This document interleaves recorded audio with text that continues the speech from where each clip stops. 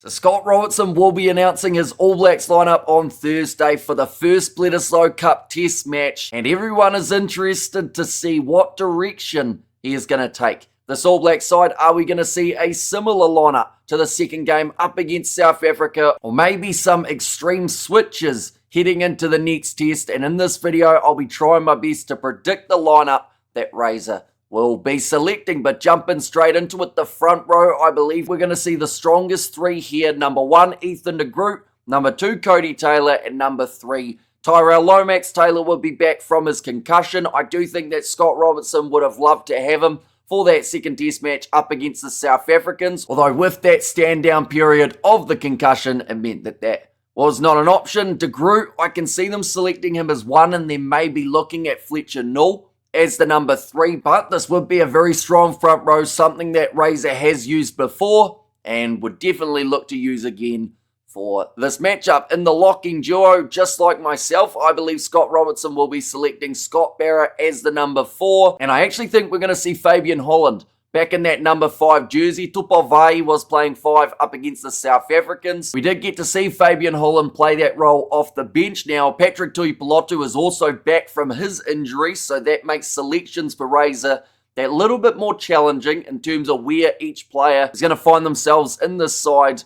But Fabian Holland and Scott Barrett, it's something that worked up against the French, and I do think we're going to see it work again here in the match. Against the Wallabies, loose forward trio, this is where I've got a little bit of a switch compared to what I would like to see for New Zealand. Number 6, Tupavai, number 7, Ardie Savia, and number 8, Wallace Satiti. Now, that would mean Scott Robertson would be dropping Simon Parker if he did go with this lineup, and I do think that Parker does have a spot in this All Black side for the future. But for this first match up against the Australians, I just get that feeling that if Satiti or Parker were to miss out on a starting spot because of Tupavai going back to 6, it would be Parker. As Satiti can be extremely dangerous in that loose forward trio. Savia at 7 and Satiti as the number 8, it offers you a lot out there on the field. So perhaps that is something that Razor might consider for this game, or perhaps he does look at having Wallace Satiti as the man making his way off of the bench. In the back line, number 9, we are going to see the return of Cam Roigard. Whether that's in the starting lineup or off the bench is yet to be determined, but I would say Scott Robertson would want to throw him straight back in the deep end, given that opportunity. As the starting 9, number 10, it's a tricky one, but I actually think Scott Robertson may stick with Beauden Barrett here. Now, Damian McKenzie could also be a great option in that number 10 jersey. Also, they do have Ruben Love as a bit of a backup, and it would certainly throw a curveball at the Australians, seeing as we haven't really seen Ruben Love get a massive amount of opportunity. He did make his way off the bench in the second match up against the South Africans. That was to join up with the other 4 fullbacks that were already on the field, but I do think that Ruben Love, 15 or 10, they are the better positions for him. It's just a case of when does Scott Robertson look to give him more chance, or does he stick with Beauden Barrett and McKenzie as those 2 main options? In the midfield combo, this is where I do think we will see Jordie Barrett as the number 12 with Billy Proctor as the number 13. It is a combination that some people still don't quite like,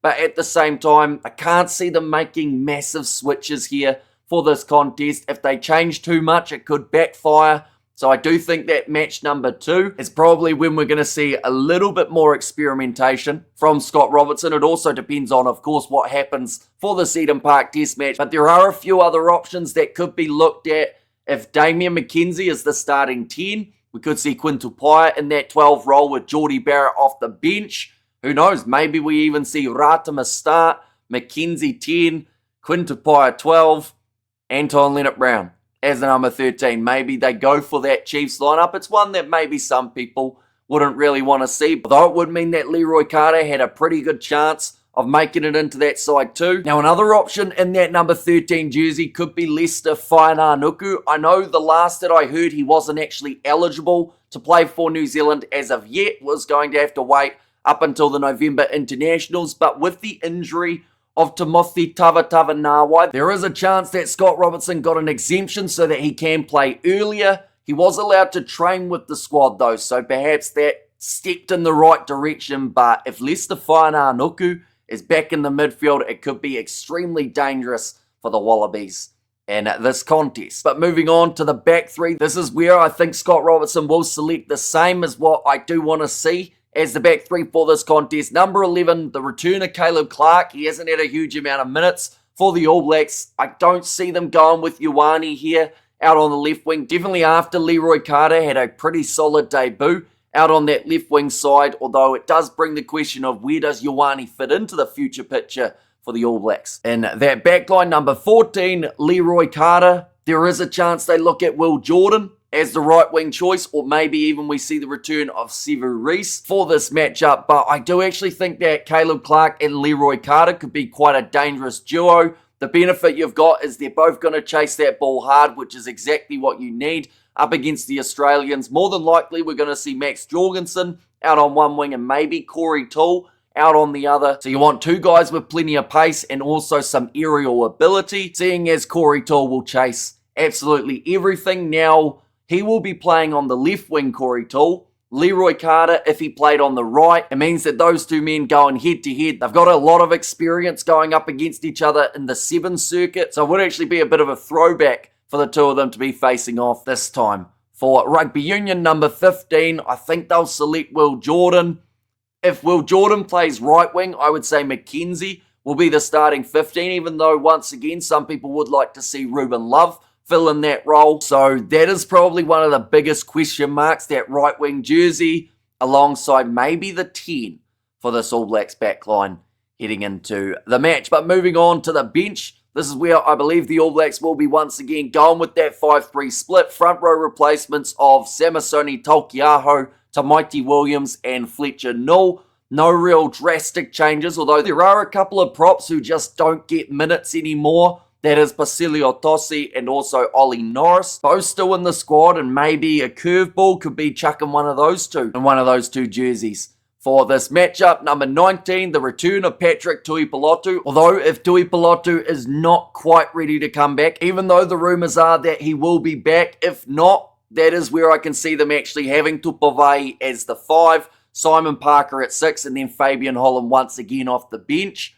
But if Tuipulotu returns, it is not just massive for that experience side off the bench, but also that extra physicality for the ABs, working hard in the final 20 minutes when the Australians are at their most lethal. It is exactly what role Tuipulotu should be able to play. For the ABs, number 20, this is actually where I think they may select Duplessis Karefi as that 20 option. Now, it's not what many people would select. Peter Larkai, Simon Parker, Luke Jacobson, they all cover more positions than Duplessis Karefi, but Duplessis Karefi has been one of those players that Razor has looked at as his impact player off the bench. So out of those players I listed, I think it's either Karefi or Parker who would find themselves in that number 20 jersey, but the safe bet when trying to predict what Scott Robertson will select, I believe, is Duplessis Karefi. Number 21, Cortez Ratama, to return from his injury that he did suffer not too long ago. Number 22, Damian McKenzie.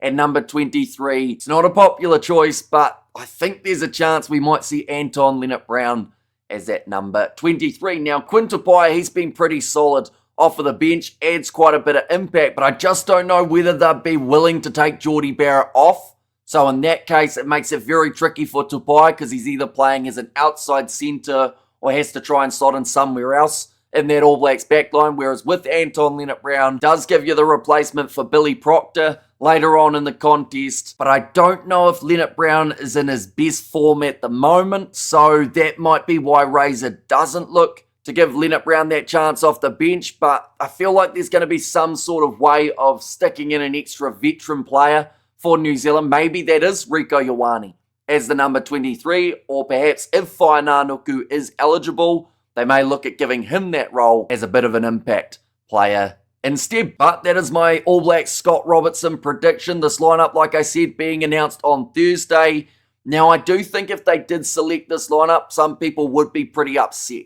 So I hope that there are some differences, maybe a couple curveballs, some younger players getting chances. But one thing is for sure, New Zealand will have to be on their A game for that game at Eden Park. The streak is on the line, as well as the Rugby Championship, and then to top it all off, the Bledisloe Cup is there too. So it is absolutely a must-win for New Zealand in this case. But thank you all very much for watching. Do let me know who you think Scott Robertson will be selecting in the comments down below. If you did enjoy, be sure to leave a like and subscribe to the channel. And I will see you all for the next one.